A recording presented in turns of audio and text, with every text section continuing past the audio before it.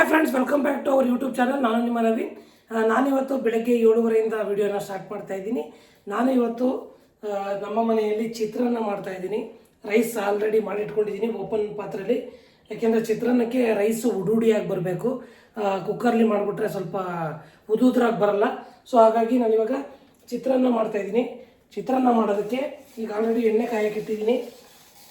ಎಣ್ಣೆ ಕಾಯಕ್ಕಿಟ್ಟು ಈಗ ಅದಕ್ಕೆ ಎಣ್ಣೆ ಕಾದಿದೆ, ಸಾಸಿವೆ ಹಾಕಂತ ಇದ್ದೀನಿ.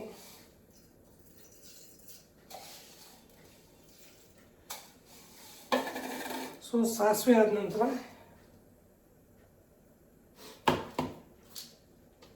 ಕಡಲೆಬೇಳೆ ಹಾಕ್ತಾ ಇದ್ದೀನಿ. ಕಡಲೆಬೇಳೆ ಮತ್ತು ಉದ್ದಿನಬೇಳೆ. ಆ್ಯಕ್ಚುಲಿ ಉದ್ದಿನಬೇಳೆ ನನಗೆ ತುಂಬ ಇಷ್ಟ. ಸ್ವಲ್ಪ ಉದ್ದಿನಬೇಳೆ ಜಾಸ್ತಿ ಹಾಕ್ತಾ ಇದ್ದೀನಿ.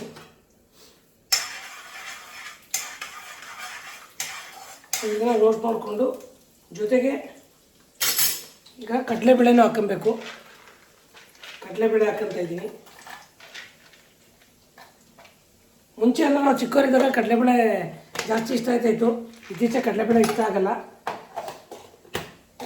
ಸರಿ, ಅಡುಗೆ ಮಾಡ್ತಾ ಇರೋದಕ್ಕೆ ರೀಸನ್ ಏನಪ್ಪ ಅಂತ ಹೇಳಿದ್ರೆ ಹೆಣ್ಮಕ್ಳು ಮಂತ್ಲಿ ಪ್ರಾಬ್ಲಮ್ಮು.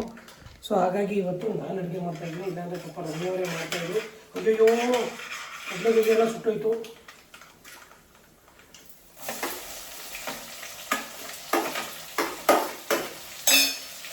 ಈರುಳ್ಳಿ ಹಾಕಂತ ಇದ್ದೀನಿ. ಮೆಣಸಿನ್ಕಾಯಿ ಹಾಕೋಬೇಕಲ್ಲ. ಮೆಣಸಿನ್ಕಾಯಿ, ಈರುಳ್ಳಿ,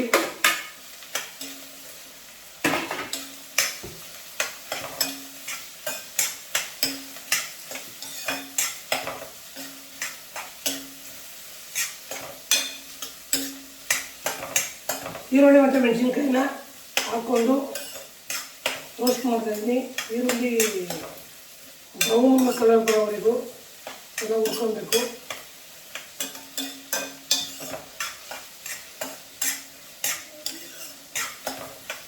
ಯಾಕೋ ನಾನು ನೆಂಚಿ ಆಗ್ತಾ ಇಲ್ಲ ಅಂತ ಇನ್ನೂ ಮಲಗಿರಲಿ, ಪಾಪ ಡಿಸ್ಟರ್ಬ್ ಮಾಡೋದು ಬೇಡ. ಸೊ ಅರ್ಥವ್ರಿಗೆ ಎದ್ದು ರಿವಿಷನ್ ಮಾಡ್ತಾ ಇದ್ದೀನಿ. ಮಾಡ್ತಿದ್ದಾನೆ, ರಿವಿಷನ್ ಎಲ್ಲ ಮುಗಿಸಿ ಅದೇನೋ ಪೇಂಟ್ ಏನೋ ಗೀಡ್ತವನೆ. ಅಥರ್ವಾ, ಸ್ಕೂಲಿಗೆ ರೆಡಿ ಆಗಲ್ವಾ?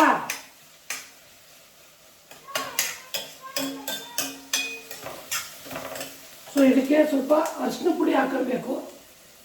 ನಾನೀಗ ಅರಿಶಿನ ಪುಡಿ ಆ್ಯಡ್ ಮಾಡ್ತಾ ಇದ್ದೀನಿ.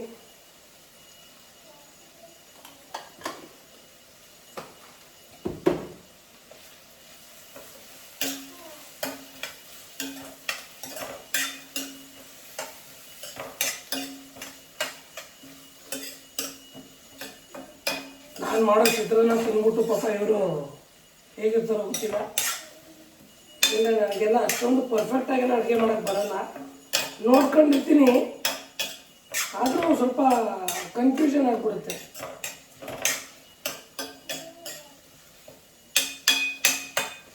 ಏನು ಮಾಡೋಕ್ಕಾಗಲ್ಲ. ನಾನು ಹೆಂಡತಿ ಅಡ್ಜಸ್ಟ್ ಮಾಡ್ಕೊತಾನೆ ಎಕ್ಸ್ಕೊತ. ಕೆಲವರು ಇಷ್ಟು ಮಾಡಲ್ಲ. ಹೋಟೆಲಲ್ಲಿ ತಂದರೆ ಆಯಿತು ಅಂದ್ಬಿಟ್ಟು ಸುಮ್ಮನಾಗ್ತಾರೆ. ಬಟ್ ನಾನು ಹೋಟೆಲ್ ಫುಡ್ಡು ಅಷ್ಟು ಹೆಲ್ದಿ ಅಲ್ಲ ಅಂದ್ಬಿಟ್ಟು ನಾನೇ ಮಾಡ್ತಾಯಿದ್ದೀನಿ ಅನ್ನೋ ಖುಷಿ ನನ್ನ ಹೆಂಡತಿ ಇರುತ್ತೆ. ಯಾಕೆಂದರೆ ನನ್ನ ಹೆಂಡತಿನೂ ಬಾಕ್ಸಿಗೆ ತೊಗೊಂಡೋಗ್ಬೇಕು, ನನ್ನ ಮಗನೂ ಬಾಕ್ಸಿಗೆ ತೊಗೊಂಡೋಗ್ಬೇಕು. ಸೊ ಎರಡೆರಡು ಟೈಮ್ಗೆ ಹೋಟ್ಲ್ ಊಟ ಚೆನ್ನಾಗಿರಲ್ಲ. ಸೊ ಅದನ್ನು ನಾನು ಪ್ರಿಫೇರ್ ಮಾಡಲ್ಲ ಹೋಟೆಲ್ ಊಟನ. ಸೊ ಹಾಗಾಗಿ ಆದಷ್ಟು ಮನೆಯಲ್ಲೇ ಮಾಡ್ಕೊತೀನಿ. ಇವಾಗ ಎದ್ದು ಬಂದರು ರಮ್ಯಾ, ಇವಾಗ ಇದಕ್ಕೆ ಇದು ಚಿತ್ರಾನ್ನ ಮಾಡ್ತಾಯಿದ್ದೀನಿ. ಈಗ ಎಲ್ಲ ಆಗಿದೆ. ಈಗ ಸಾಲ್ಟ್ ಹಾಕ್ಬೇಕು. ಲಾಸ್ಟಲ್ಲಿ ಎಷ್ಟು ಹಾಕೋದು? ಹಾಂ, ಸಾಲ್ಟ್ಗೆ ಭಯ ನನಗೆ.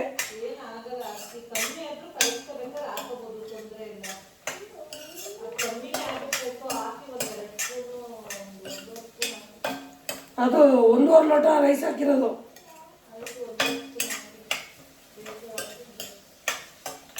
ಇದು ಈರುಳ್ಳಿ ಚೆನ್ನಾಗಿ ರೋಸ್ಟ್ ಆದ್ಮೇಲೆ ಹಾಕ್ಬೇಕಾ?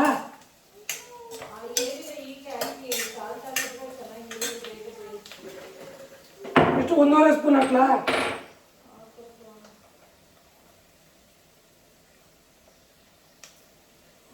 ಹಾಕಿದ್ದೀನಿ, ಸಾಲ್ಟ್ ಹಾಕಿದ್ದೀನಿ.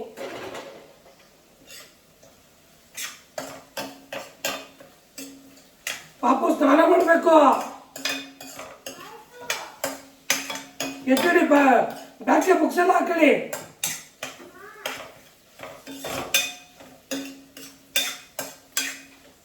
ಲೆಮನ್ ಹಾಕ್ಲಾ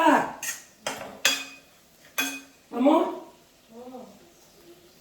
ಈಗ ನಿಂಬೆಹಣ್ಣು ರಸನ 8 ಬಿಟ್ಟು ಇಟ್ಕೊಂಡಿದ್ದೀನಿ. ಸೊ ಅದನ್ನ ಆ್ಯಡ್ ಮಾಡ್ತಾ ಇದ್ದೀನಿ.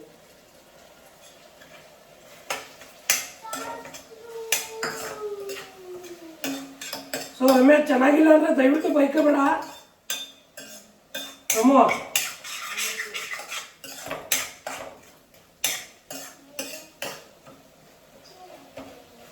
ಲಾಸ್ಟಲ್ಲಿ ಕೊತ್ತಂಬರಿ ಉದುರಿಸ್ಬಿಡೋದು ಅಷ್ಟೇ. ಈ ಥರ ಆಗಿದೆ.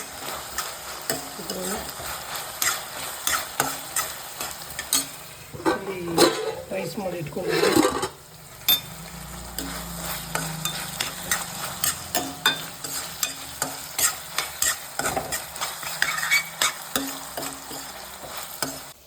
ಫ್ರೆಂಡ್ಸ್, ಈಗ ಫೈನಲಿ ಕೊತ್ತಂಬರಿ ಹಾಕ್ತಾಯಿದ್ದೀನಿ.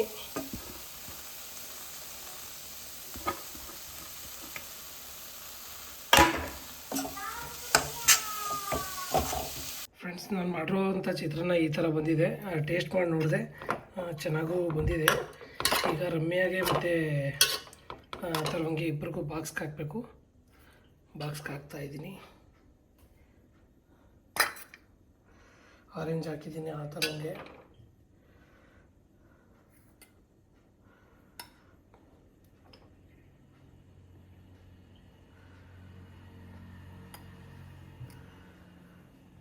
ಆ ಥರ ಹಾಕ್ತಿದ್ದೀನಿ. ಈಗ ರಮ್ಮಿಂಗ್ ಹಾಕಬೇಕು. ಚಿಕ್ಕ ಮಕ್ಕಳು ಥರ ತಿನ್ನೋದು ರಮ್ಯ. ಜಾಸ್ತಿ ತೊಗೊಂಡೋಗಿದ್ರಲ್ಲೂ ವಾಪಸ್ ಬರುತ್ತೆ. ಎಷ್ಟು ಸಲ ಹೇಳ್ತೀನಿ ಗೊತ್ತಾದ, ಬಾಕ್ಸ್ ಖಾಲಿ ಮಾಡ್ಕೊಂಡು ಬಾ, ಬಾಕ್ಸ್ ಖಾಲಿ ಮಾಡ್ಕೊಬ ಅಂತ. ಆದರೂ ಬಾಕ್ಸ್ ಖಾಲಿ ಮಾಡ್ಕೊಂಡು ಬರೋಲ್ಲ. ಓ ಸಾರಿ, ಚೆಲ್ಲಾಯಿತು. ಹಾಕ್ತೀನಿ. ರಮ್ಯ ತಿನ್ನೋದು ಅಷ್ಟೇ. ಸೊ ಕ್ಲೋಸ್ ಮಾಡಿದ್ದೀನಿ.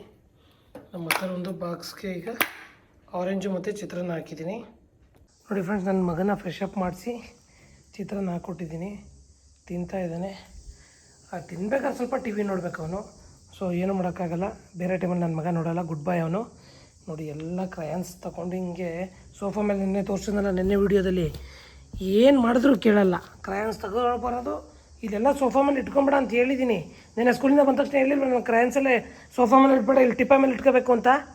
ಆದರೂ ಇಟ್ಟಿದೆಯಲ್ಲ ಪಪ್ಪು. ತಿಂಡಿ ತಿನ್ನು, ನಾನು ಹಾಕ್ಕೊಡ್ತೀನಿ. ಕೊಡಿ ತಿಂಡಿ ತಿನ್ನು, ಹಾಕೋ. ಹೇಗಿತ್ತು? ಆಯಿತು, ಚೇರ್ ಹಾಕ್ಕೊಡ್ತೀನಿ. ತಿನ್ಬಿಟ್ಟು ಹೇಳು ಹೇಗಿತ್ತು ಅಂತ. ಹೇಗಿದೆ?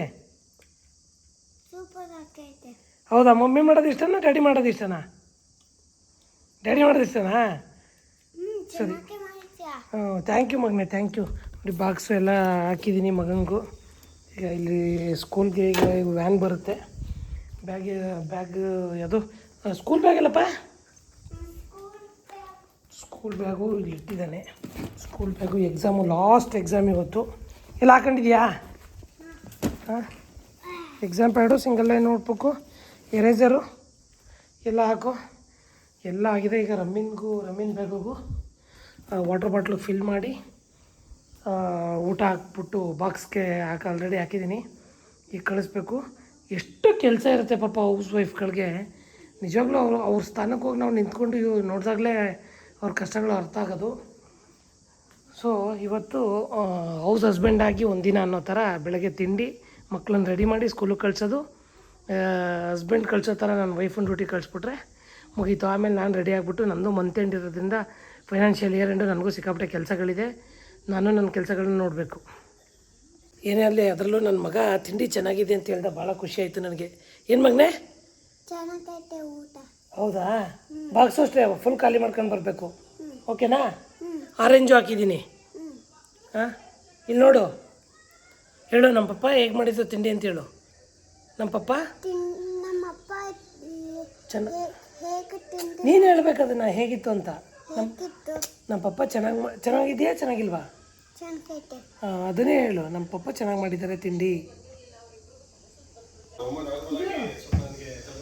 ಬಾಯ್ ಬಾಯ್.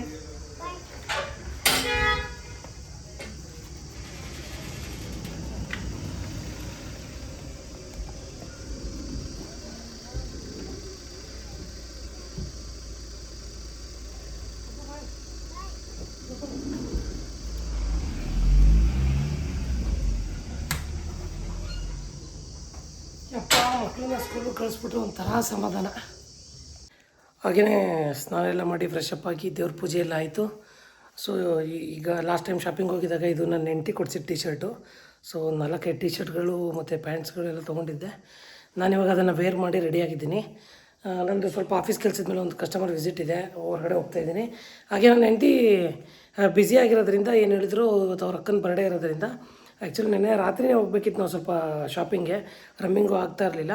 ಹಾಗಾಗಿ ನವೀನ್ ನಾಳೆ ಬೆಳಿಗ್ಗೆ ನಾನು ಆಫೀಸ್ಗೆ ಹೋದ್ಮೇಲೆ ನೀವೇ ಹೋಗ್ಬಿಟ್ಟು ನಮ್ಮ ಅಕ್ಕನಿಗೆ ಡ್ರೆಸ್ನ ತೊಗೊಬನ್ನಿ, ಅಲ್ಲಿ ಹೋಗ್ಬಿಟ್ಟು ನನಗೆ ಕಾಲ್ ಮಾಡಿ ಫೋಟೋ ಕಳಿಸಿ ಯಾವುದು ನಾನು ಸೆಲೆಕ್ಟ್ ಮಾಡ್ತೀನಿ ಅದನ್ನು ತೊಗೊಂಡು ಬನ್ನಿ, ಸಂಜೆ ಹೋಗ್ಬಿಟ್ಟು ಗಿಫ್ಟ್ ಕೊಡೋಣ ಅಂತ ಹೇಳಿದರು.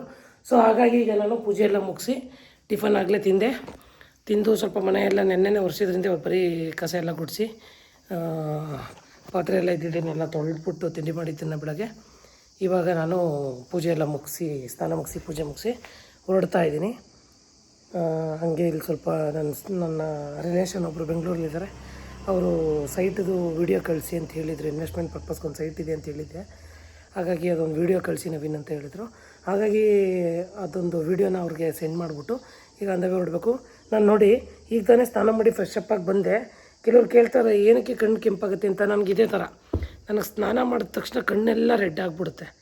ಸೊ ನಾನು ಇದಕ್ಕೆ ಡಾಕ್ಟ್ರಿಗೆ ತೋರಿಸಿದಾಗ ಹೇಳಿದ್ರು ಅವರು, ನವೀನ್ ನಿಮ್ಮದು ರಕ್ತನಾಳಗಳು ದೊಡ್ಡದಿದೆ, ಆದ್ದರಿಂದ ಇದೇ ಥರ ನೀವು ಆದಷ್ಟು ಹೊರಗಡೆ ಹೋದಾಗೆಲ್ಲ ಕೂಲಿಂಗ್ ಗ್ಲಾಸ್ ಯೂಸ್ ಮಾಡಿ, ಜೊತೆಗೆ ಬೈಕ್ ರೈಡ್ ಮಾಡಬೇಕಾದ್ರೂ ಅಷ್ಟೇ ಫುಲ್ ಕವರ್ ಮಾಡ್ಕೊಳ್ಳಿ ಹೆಲ್ಮೆಟ್ನ, ಗಾಳಿಲಂತೂ ಓಡಾಡಲೇಬೇಡಿ ಅಂತ ಹೇಳ್ತಾರೆ.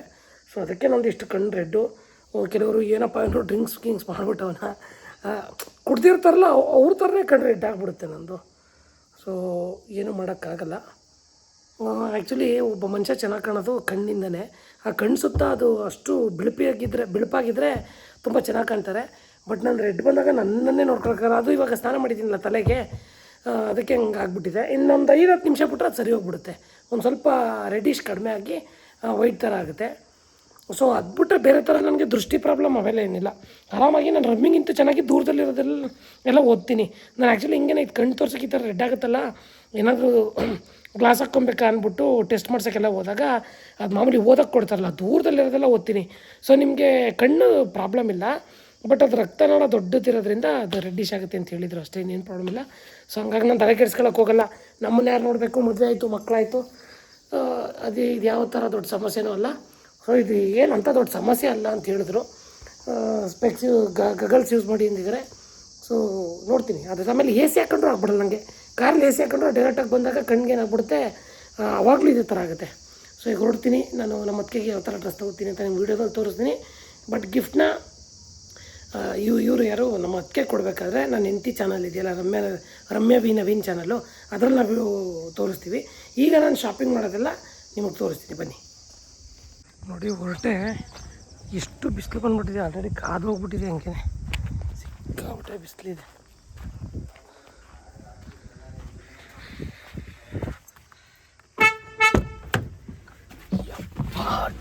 ಕಾದು ಹೋಗ್ಬಿಟ್ಟೈತೆ ಗಾಡಿ ಬಿಸಿಲಿಗೆ.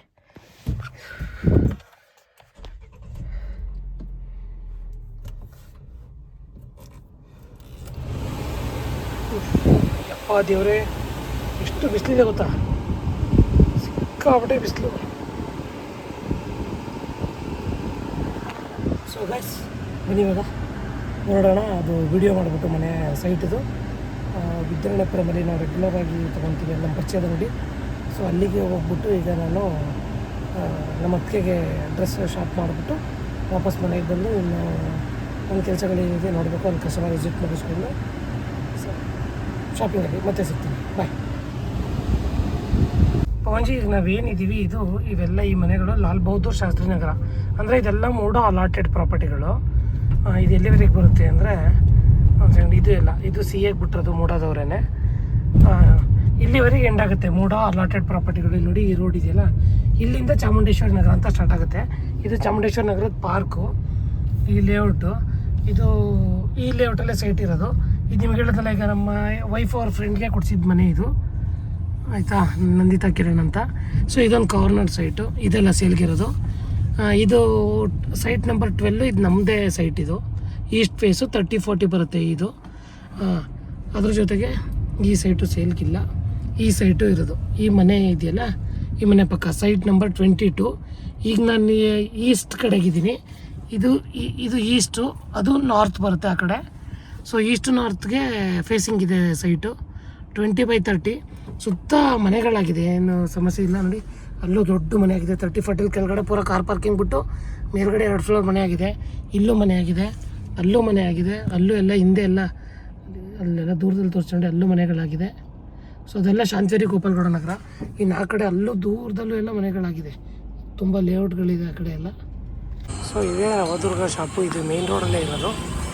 ಸೊ ಈಗ ಇಲ್ಲಿ ನಾನು ಶಾಪ್ ಮಾಡೋದ ಅಂತ ಬಂದಿದ್ದೀನಿ.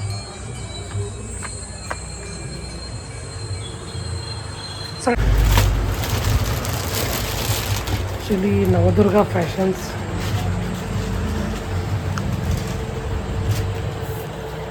ಇದು ಕಾಟನ್. ಇದು ಆ್ಯಕ್ಚುಲಿ ಬಟ್ಟೆಗಳು ಚೆನ್ನಾಗಿರುತ್ತೆ.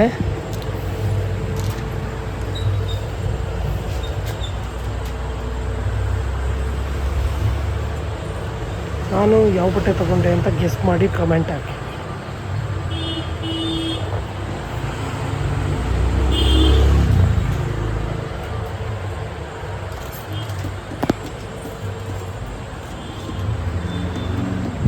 ಶಾಪ್ ಆಯಿತು, ಕೊಟ್ಟಿದ್ದೀನಿ. Thank you. ಯಪ್ಪ ಶಾಪಿಂಗ್ ಮಾಡಾಯಿತು. ರಮ್ಮಿಂಗೊಂದು ಜೊತೆ ಮತ್ತು ನಮ್ಮ ಅತ್ತಿಗೆಯವ್ರಿಗೊಂದು ಜೊತೆ ತೊಗೊಂಡಿದ್ದೀನಿ. ಇಬ್ರಿಗೂ ಬೇರೆ ಬೇರೆ ಕಲರು ಒಂದೇ ಡಿಸೈನಲ್ಲಿ. ಇಲ್ಲಿ ಮಜ್ಜಿಗೆ ಮತ್ತು ಪಾನಕ ಕೊಡ್ತಾಯಿದ್ರು. ರಾಮನವಮಿ ಆಗಿರೋದ್ರಿಂದ ಸ್ವಲ್ಪ ಹಿಂದೆ ಕೊಡ್ತವ್ರೆ. ಹೋಗಿ ಇಸ್ಕೊಳ್ಳೋಣ ಅಂದ್ಕೊಂಡೆ. ಇಲ್ಲಿಂದ ನನಗೆ ಯಾರು ಬಿಸಿಲು ಹೋಗ್ತಾರೆ ಅನ್ನೋ ಸ್ವಲ್ಪ ಇರ್ತಾನೆ. ಅಲ್ಲೇ ಹೋಯ್ತಾ ಅಂದರೆ ರೋಡಲ್ಲಿ ಯಾರು ಕೊಡ್ತಾರೆ, ಕುಡಿಲೇಬೇಕು. ಈ ಸೆಕೆಗೆ ಒಂದು ರೌಂಡು ಬಾಡಿ ಎಲ್ಲ ತಂಪಾಗುತ್ತೆ, ಹಾಗಾಗಿ ಅಲ್ಲೇ ಹೋಯ್ತಾ ಕೊಡ್ಕೊಂಡು ಹೋಗ್ತೀನಿ. ಇಲ್ಲ ನಮ್ಮನೇ ಹೋಟೆಲ್ಲು ಮಾಡಿರ್ತಾರೆ, ನೋಡೋಣ. ನೋಡಿ ಪಾನಕ ಮಜ್ಜಿಗೆ ಹಂಚುತ್ತಾ ಇದ್ದಾರೆ. ಇವತ್ತು ರಾಮನವಮಿ ಆಗಿರೋದ್ರಿಂದ ಸೊ ರೋಡೆಲ್ಲ ಕ್ರೌಡು. ಇದು ನಾನಿರೋದು ವಿದ್ಯಾರಣ್ಯಪುರಮ್ಮು ಮತ್ತು ಚಾಮುಂಡಿಪುರಮ್ಗೆ ಹೋಗೋ ಮೇನ್ ರೋಡು.